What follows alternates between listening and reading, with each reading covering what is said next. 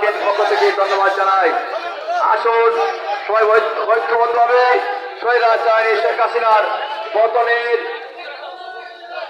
জন্য এই বিক্ষোভ মিছিলে এবং শেখ হাসিনার স্বৈরাচারী শেখ হাসিনা দুশো রাজু বাংলা মাটিতে আনাচে কানাচে লুকিয়ে রেখেছে। আমরা চাই আইন শৃঙ্খলা বাহিনী এদেরকে গ্রেফতার করে আইনের শাসন বাংলাদেশে প্রতিষ্ঠা করবে। আমরা দেখতে পাই বিগত 15 বছর বাংলাদেশের মাটিতে আইনের শাসনের কোনো বালাই ছিল না। আজকে আশা করে এই ছাত্র জনতার আন্দোলনে স্বৈরাচার আইনের শেখ হাসিনা পতনে আমরা অবশ্যই এই আইনের শাসন প্রতিষ্ঠিত করার জন্য গণতন্ত্র পূর্ণতার জন্য সংগ্রাম নেতৃবৃন্দকে জানাই লাল সালাম।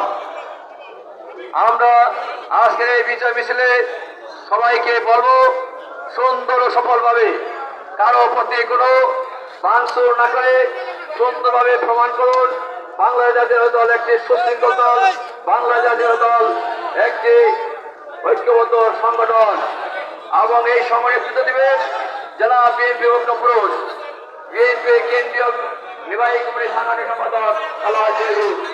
আপনারা সবাই এই সুন্দরভাবে যোগদান করবেন আমাদের জেলা বিএনপির পক্ষ থেকে প্রত্যাশা। বাংলাদেশ কিন্তু আমরা দেখতে পাচ্ছি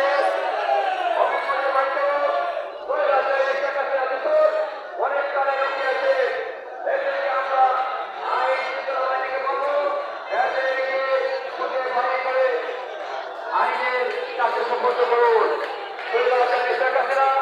এই 15টি বছর এদেশকে আইন কানুনের লড়াই না করে দেশের মধ্যে দিয়ে অবস্থান করে এদেশটাকে নষ্ট করে দিয়েছে। আমরা পক্ষ থেকে সবার করবো বাংলাদেশ